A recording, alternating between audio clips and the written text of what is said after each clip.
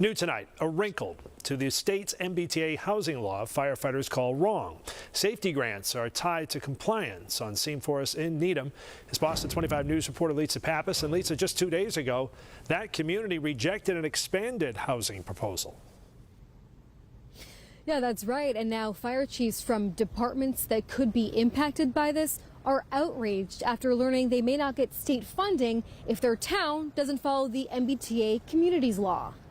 No firefighter should have their life put at risk because their community doesn't have a particular housing policy. State Senator Bruce Tarr says he's sending a letter to the governor urging her to reconsider the state's new requirement for fire safety and equipment grants. To put these grants out of the reach of those communities does not seem appropriate. Fire chiefs across the state were notified Wednesday about a new amendment to their grant applications, which says they're only eligible if their communities comply with the state's new MBTA Communities Act. To go through the entire process, have all our applications submitted, and then have the rules changed and actually being held, kind of hostage at, for compliance for something that we don't have a vote on, and it directly affects the safety of firefighters. Wrentham Fire Chief Antonio Marino says his department relies on that state grant to fund new essential gear.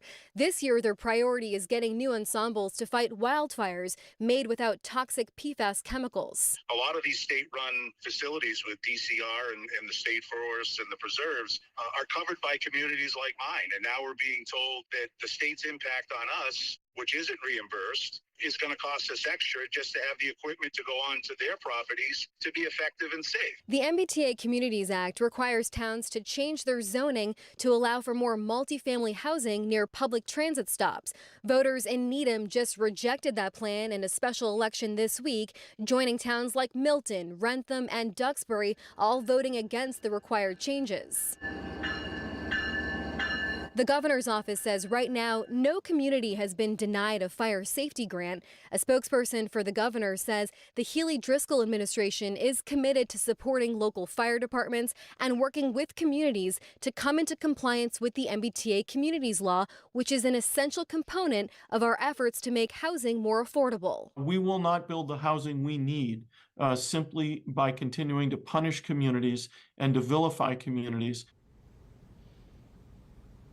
And the governor's office tells us tonight they're still reviewing the status of these fire safety grants, and they also just extended the deadline for these communities to comply within the next 6 months. Live in Needham, I'm Lisa Pappas for your local station, Boston 25 News.